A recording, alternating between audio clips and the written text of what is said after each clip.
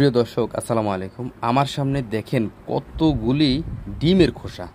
এই ডিমের খোসাগুলি এইভাবে একটা পাত্রে রেখে দেওয়ার একটা বড় কারণ রয়েছে। বিশেষ করে ডিমের খোসার যে উপকারিতা, ডিমের খোসার যে একটা কাজ রয়েছে, এই বিষয়টা যারা জানে তারা কেউই ডিমের খোসা কখনোই ফেলে দেয় না।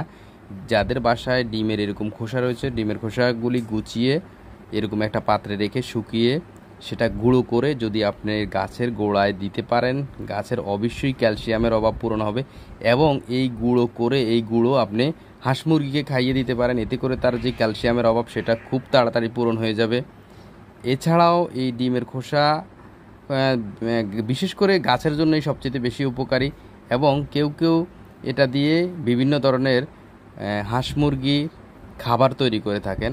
তো যারা হাঁস মুরগির খাবার তৈরি করতে পারেন, বিশেষ করে যারা ফিড তৈরি করে, এই ফিডের সাথে কিন্তু এই ডিমের খোসাটা দিয়ে দেয়। ডিমের খোসা দিয়ে দিলে ফিডের গুণগত মান বাড়ে এবং এই ফিডের সাথে যে ক্যালসিয়াম সাপ্লিমেন্ট দেওয়া লাগতো সেটা আর তেমন পরিমাণে দেওয়া লাগে না। ধন্যবাদ।